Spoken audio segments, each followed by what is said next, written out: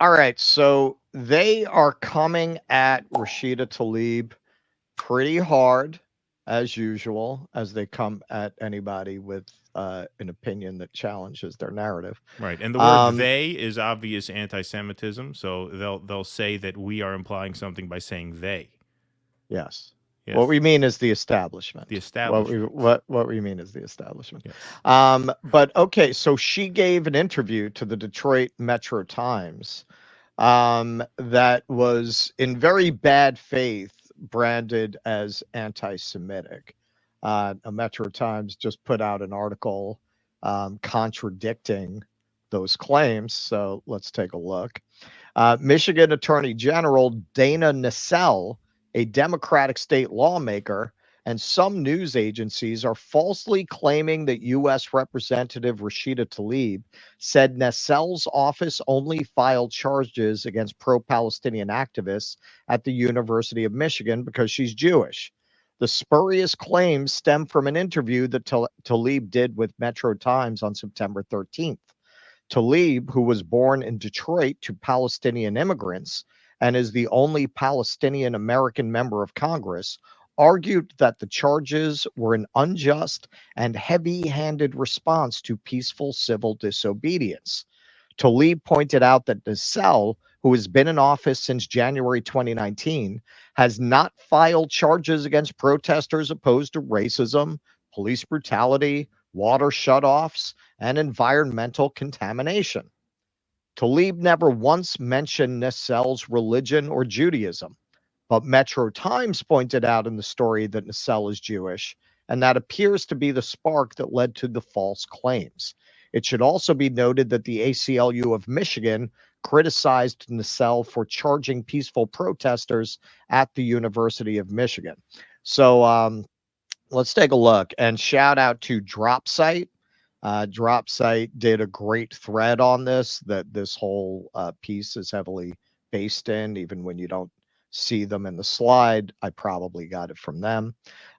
So here they pulled exactly what Tlaib said in the original interview.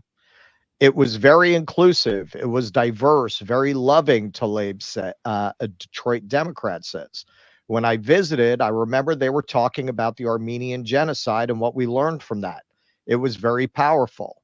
I wish University of Michigan President Santa Ono could see his students as people that just want to save lives, no matter their faith or ethnicity.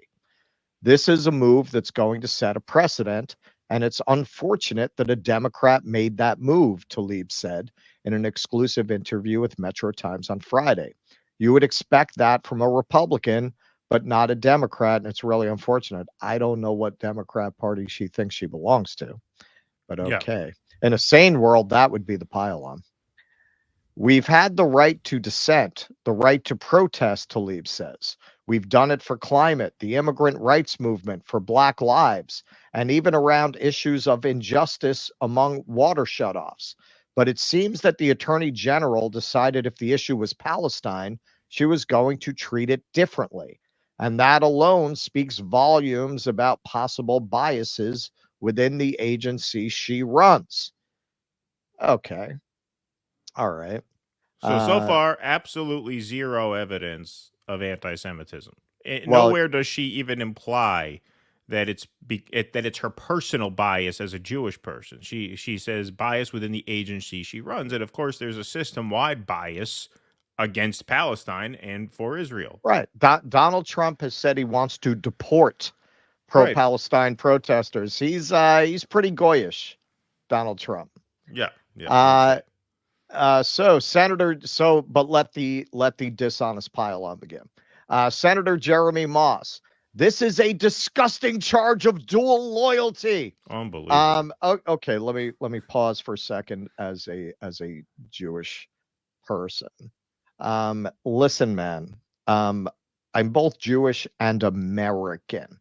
And I am telling you, as an American, if you take money from a foreign government or its emissaries and then make decisions in office that favor that entity over America, you do have dual loyalty. In fact, you don't have dual loyalty.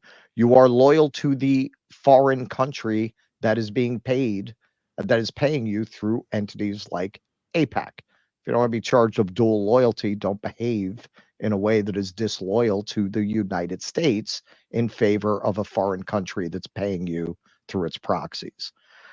Jews in America cannot fully uphold American ideals because we are fundamentally biased in favor of our religion over our citizenship.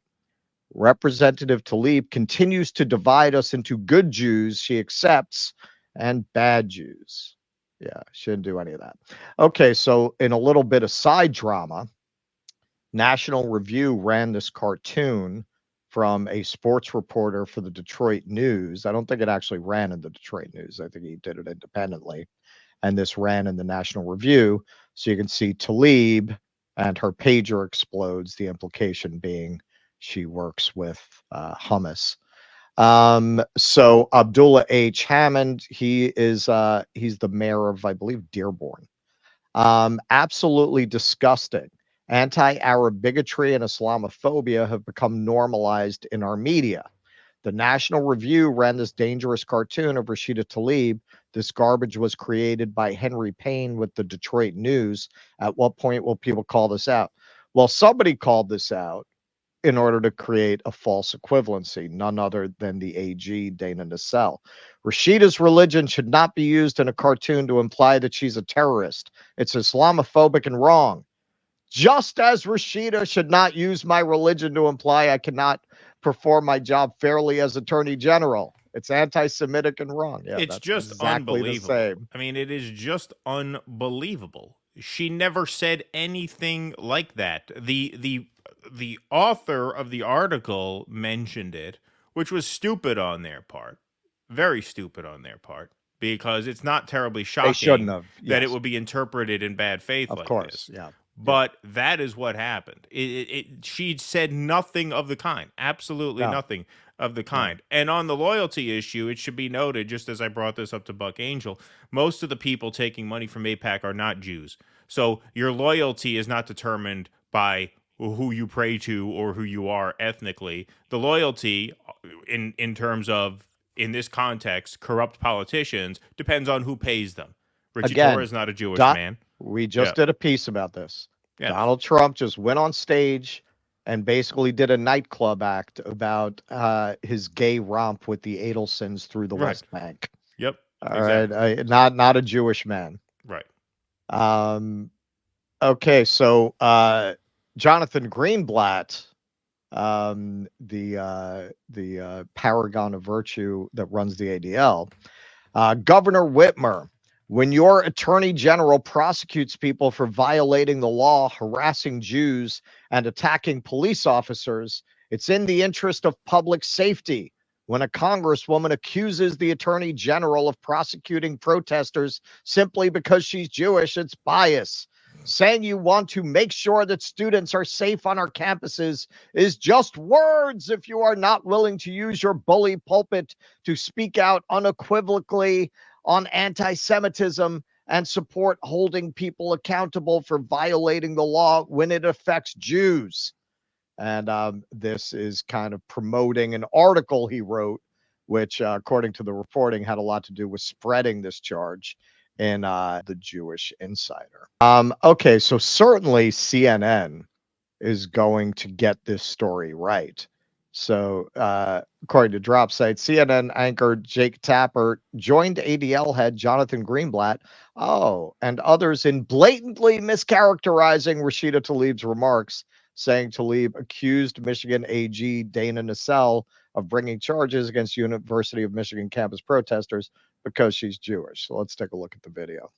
Do you think Attorney General Nessel is not doing her job? Because Congresswoman Tlaib is suggesting that she shouldn't be prosecuting these individuals that Nessel says broke the law, and that she's only doing it because she's Jewish and the protesters are not. That's quite an accusation. Do you think it's true?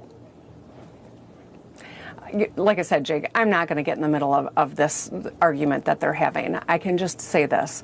We do want to make sure that students are safe on our campuses, and we recognize that every person has the right to make their statement about how they feel about an issue, a right to speak out. And I'm going to use every lever of mine to ensure that both are true. Yeah. So that's just a blatant lie. It's just a blatant lie. Yeah, well, she gets pressed on that. There's a longer piece, but that where he presses her time and again. I think that was the second part because again, I'm not going to get involved. What a absolutely wretched human being she is. When she runs for office, she'll run for president next time. It's got to be wretched Gretchen. That kind of has a little that has some rhythm to it. She is just an absolutely foul person for a number of reasons. But she knows damn well what the truth of this is. And she won't say it because she's afraid to piss off one part of a constituency that she's going to try and patch together to run for president in either 4 or 8 years. That is just opportunism at the expense of truth 101. Yeah, she's just punting when she knows damn well what the truth of this is, but she won't stick up for it because she knows it might cost her some votes down the line. Because she's in Michigan, she can't afford to alienate the Arab vote. She's a rare politician in the country who really has to think about that in her local jurisdictions. But she also wants to run nationally. She wants to run nationally. She can't piss off the Zionists. Right. I'm sure even within Michigan, she can't piss off the Zionists. So she's trying to walk that line. But then Jake Tapper is going to go on a panel and beat his chest about how the public has lost faith in the media. Right. When anyone who actually knows the facts of this understands that Jake Tapper literally just went on TV and lied about what Rashida Tlaib said, didn't even do the most basic due diligence before making that claim, or did and then just went out and intentionally lied. Right. So this attack has been condemned by the Council on American Islamic Relations. So the article gets into that. On Monday, the Michigan chapter of the Council on American Islamic Relations, a Muslim advocacy group, condemned the false statements as a blatant and hateful hoax perpetrated by the right-wing outlet Jewish Insider and Michigan Attorney General Dana Nessel. Quote, "It is shameful that Attorney General Nessel has joined a blatantly false and hateful smear campaign against Congresswoman Tlaib because she dared to criticize her politically charged prosecutions of anti-genocide protesters, which includes members of the Jewish community," CARE Michigan Executive Director Dawood Walid said in a statement. Mischaracterizing dissent as anti-Semitic in order to stifle concerns of biased prosecutions is not only undemocratic, but also takes attention away from real anti-Semitism that takes place in society. Yes, thank you. Thank you. It's unfortunate we need a Muslim to inform people of what the real causes of anti-Semitism are, with so many of our Zionist Jewish friends misleading people about it. The charges Nessel's office filed on September 12th stem from a University of Michigan student protest encampment that was established in April. It grew to include about 60 tents and was intended to draw attention to Israel's ongoing massacre of Palestinians in Gaza and the West Bank. The students called for a ceasefire truce and also demanded the university divest from corporations linked to Israel. Despite multiple meetings between student liaisons and the university, the encampment remained in place, leading to police action on May 21st.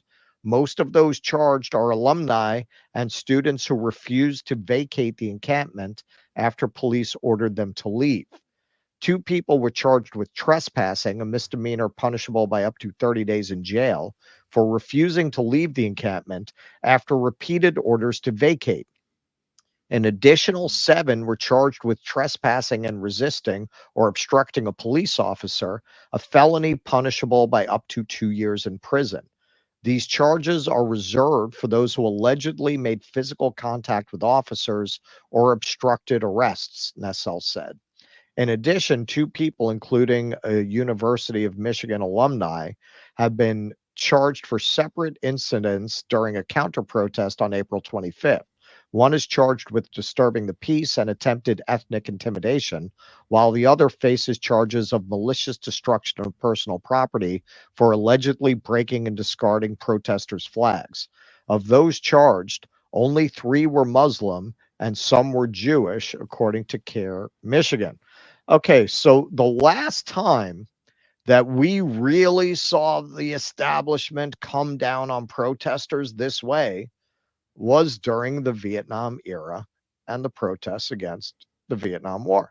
We very recently had the massive Black Lives Matter protests, some of which turned to property damage, vandalism, burning down a police station. I'm not speaking against the protests, I'm laying out the facts of some of what went on. Now, what does this tell you? That they reacted so strongly to these relatively non-destructive protests, peaceful protests, no property damage really reported, nothing, no rioting, none of that, and coming down in a way that they did not on Black Lives Matter, because they knew Black Lives Matter wasn't really going to affect them. They knew that in the end, it wasn't really going to undermine the power and the financial interests of the people who actually run the country. Let them go march. Let them go march. Let them go have a big cakewalk through the middle of town. Let them yell, defund the police. The voters will never allow it. They'll never allow it. There's never going to be a defunding the police. Biden, in the middle of that, expressly ran on increasing police funding. Right. That's how much they gave a fuck. That is why they did not come down on BLM like this. They never saw it as a threat. If anything, if you understand how American politics work, they understood how that would play out, that it would actually, with the normie voters, only empower conservative reactionary politicians who were not in a million years going to do any of the things they were asking for. Whereas with this is a threat. This is a real threat. They're really asking for divestment in Israel from these university presidents, from these university boards. It's a real threat to money and power. This is why they're coming down on them like this. And it's not a coincidence. The last time you saw this, it was also when the military industrial complex was challenged. That is the line. That frankly, it's probably part of why Bernie never really had a foreign policy. Yeah. Well, and that seems to be the exact point that Rashida Tlaib was making.